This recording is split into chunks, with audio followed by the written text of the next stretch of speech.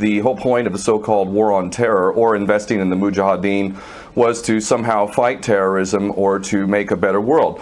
I would argue that if you really want to know what's happening with Middle Eastern policy, then you must read Oded Yanan's A Strategy for Israel in the 1980s. Now, in that document, which is pretty much being played out to a T right now and has been for many years, there were serious objectives for Israel. And Israel's main objectives were to expand and grow in line with the Greater Israel Project. And in order for it to do that, there would need to be an excuse to justify the expansion of Israel, and in order to do that, we would have to sow the seeds of sectarian hatred and violence in the region.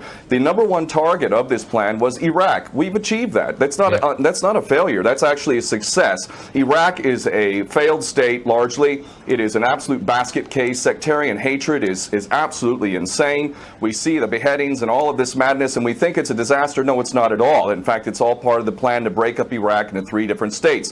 When we look at Syria, we also find that the goal is once again the same thing: sow the seeds of sectarian hatred and basically turn that nation into a basket case. This is happening according to plan as well. Now, ISIS, funny enough, could stand for the Israeli Secret Intelligence Service. Many people are seeing the very big benefits to the state of Israel, the so-called Jewish state of Israel, by the breakup and the balkanization of the surrounding states. So, well, I don't agree at all. First off, how is it possible that anybody with any kind of sanity would consider the United States or Britain or the West in general to be in any kind of position to be punishing anyone for any illegalities? If we want to take a look at Iraq, there is at least 1 million, probably even close to 2 million dead. We invaded that country, destroyed it, created millions of orphans, millions of refugees, and never even so much as apologized for that. Let's go back to Vietnam, where we dropped 20 million bombs, more than all of World War II combined. We have destroyed so many countries. We have tortured and killed and maimed and raped around this planet.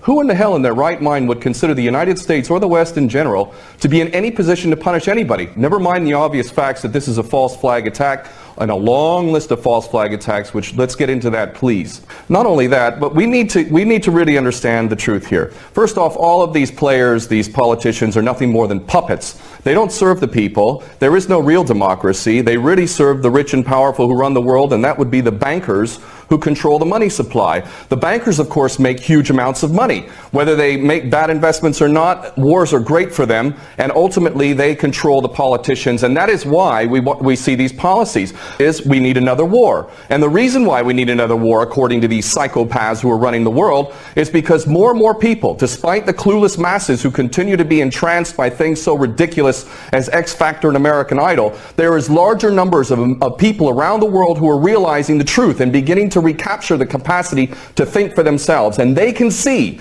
that these people who are being put in positions of public trust are defying that trust and representing an agenda which they could never speak about openly, because they're nothing more than prostitutes and nothing more than minions for the powers that be. Well, the Greater Israel Project is all about destabilizing surrounding nations, ultimately in pursuit of this dream of Greater Israel from the Euphrates down to the Nile, all the way over to the Eastern Mediterranean. This is the dream of these psychopaths, and so destabilizing governments, creating sectarian strife is all part of that menu and all part of the design to create Greater Israel. So that goes, that's self-evident. But then again, you know what? We, the West, the United States in particular, Israel and Britain, are the biggest terrorists on the planet. So our little junior partners in Al-Qaeda, which is nothing more than a CIA database, thus the name Al-Qaeda, this is nothing more than a group of terrorists working together, each playing one different role, but all of them working together for the same goal, which is to maintain this hideous and sick and twisted, unjust world that we have, which is a perpetual state of war. Always one illusion, one boogeyman after another, because the United States has never been interested in anything. O'Keefe, go ahead. Has never been interested in anything other than war. The United States is in a perpetual state of war, because the bankers control the politicians and they read the script as given to them by the banksters, and they make huge amounts of money off of this. What this gentleman is saying about the United States not wanting war, not wanting to get involved, is like Iraq 2.0. It's a repeat of the same rubbish that was said, oh, we don't want war, war is a last resort. That's absolutely untrue, it's a lie.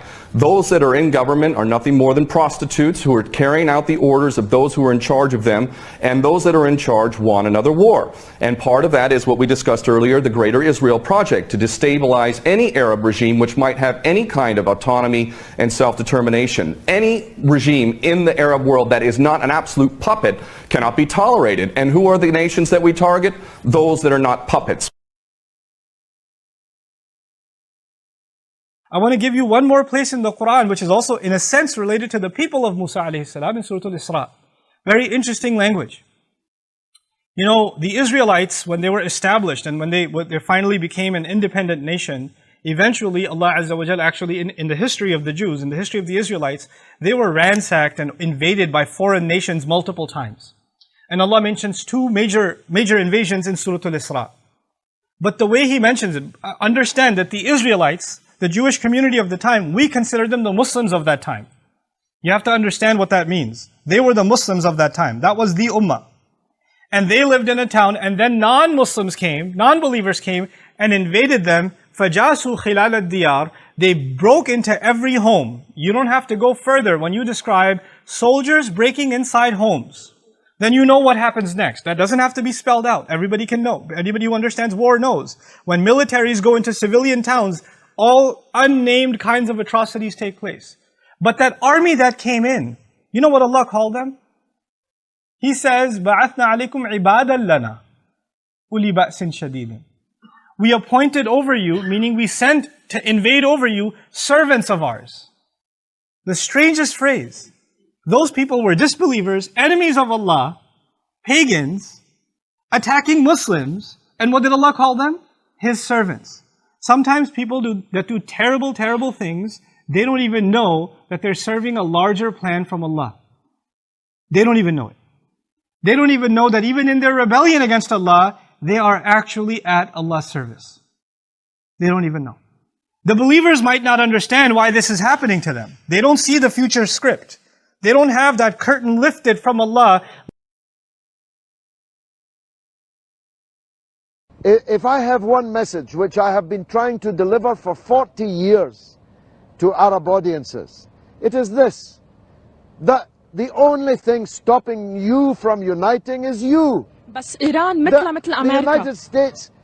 The United States cannot control the streets of Brooklyn. The United States cannot pay its electricity bills. The United States cannot stop the Lebanese people being together, the Lebanese being together with the Syrians, the Lebanese and the Syrians being together with the Iraqis. They cannot stop the Arabs being together. Only the Arabs are stopping the Arabs being together. As long as people sit in coffee shops with their argili, blaming the Hawaja, blaming the Turkish, blaming the British, blaming the Israelis, blaming the Saudis, blaming the Iranians, you will always be divided. And as long as you're divided, you'll be weak. And as long as you are weak, they'll steal your wealth.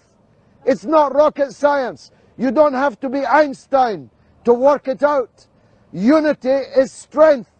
If you could only stop thinking like Sunni and Shia, like Lebanese and Syrian, like left and right, like Maghrebi or Levantine, if you could, or Gulfi, if you could only stop thinking like that.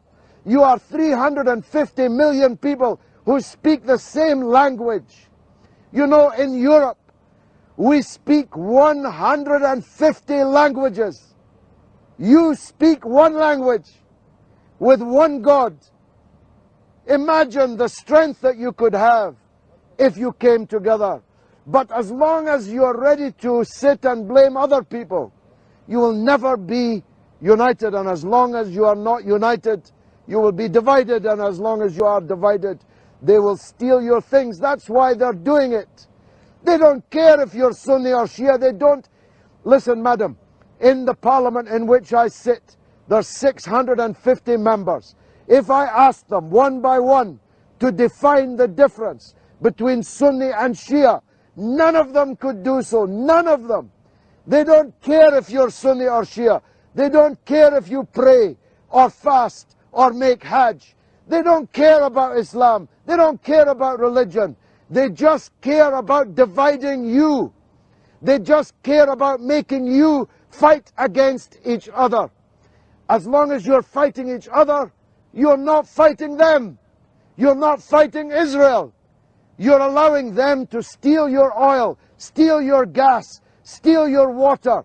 You're allowing them to rob you of that which God gave you. मैं आलम अरब के बारे में तो यकीन से कह रहा हूं, अहादीस नबिया से साफ जाहिर है, वैलुल लिल अरब मिन शर्रिन क़द इक़्तरब, अरबों के लिए हलाकत है। हदीस में आता है कि एक शख्स के 100 बेटे होंगे तो 99 मर जाएंगे, एक बचेगा। सबसे बड़े मुजरिम वो है। उनकी मादरी जबान में अल्लाह का कलाम, और उन्होंने अल्लाह के कलाम के पीछे अपने आप को नहीं लगाया, उसे अपना इमाम नहीं बनाया। कहते हैं वजाल हो लना इमाम व नूरन व हुदन, उसे हमारा इमाम बना दे। तुम बनाओगे तो बनेगा ना इमाम। बनाने को तैयारी थी, दुआएं मांग रहे, बड़ी लंबी लंबी 1-1 घंटे की दुआ जो है हरमैन के अंदर मांगी जा रही है, तरावी के बाद और खत्म कुरान के बाद। ये दुआएं तुम्हारे मुंह पर दे मारी जाती। हो कौन तुम? लस्तुम अला शैइन हत्ता तुकीमु तौरात वल इंजील वमा उनज़िला इलैकुम मिन रब्बिकुम। ए नबी कह दिए अहले किताब से, तुम्हारी कोई हैसियत हमारी निगाह में नहीं है जब तक कि तौरात और इंजील को कायम नहीं करते। यही बात अपने बारे में समझिए। या अल कुरान लस्तुम अला शैइन हत्ता तुकीमुल कुरान, जब तक कुरान के निजाम को कायम नहीं करते तुम्हारा मुंह नहीं है कि हमसे दुआ करो, दफा हो जाओ। Allah has given it to us. He is telling us in the Quran is deen, is the liyuzahirahu ala deen kulli, is to master, overcome and supersede every other deen, every other way of life, whether it be Judaism, Hinduism, Buddhism, Christianism, communism, every ism. Islam is destined to master them all. So walau karihal kafirun, no mind how much the unbeliever might not like it. And he repeats the same formula in the Quran again, and he ends by saying walau karihal mushrikun, no mind how the mushrik might not like it. This is the destiny of his deen, with you or without you. But we human rubbish, I said all of you, you and me, Allah is giving us that opportunity to serve his deen. Do a prophet's God and earn a prophet's reward. Allah has given you the answers, solution to the problems. Help them, and by helping them you help yourself. Change them and you'll change the world. What's wrong with you sick people? Emasculated. Said the whole lot of you, I can see, I don't know. You know why you don't open your mouth? You too terrified. You are suffering from a host of inferiority complexes. Get them out of you. Open the Quran, read the Quran, and let Allah speak to you.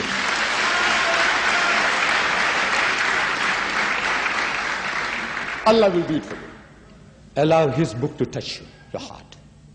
And inshallah, allow Allah to talk to you. And he's talking to you in the Quran. He's talking to you and me and to every passerby in the street. Let him talk to you. And you will not be able to sit on your backside doing nothing, waiting for the other people to come and make a mess of you, to use you as a punching bag, to use you as a doormat, to want to make nests in your head. Is that the role? Allah says no. لِيُزْهِرَهُ عَلَى الدِّينِ كُلِّهِ وَكَفَى بِاللَّهِ شَهِيدًا. And enough is Allah is a witness to this fact that is going to make his deen to prevail. It's a privilege Allah is giving you. Take it. وَآخِرُ الدَّعْوَانَ أَنِ الْحَمْدُ لِلَّهِ رَبِّ الْعَالَمِينَ.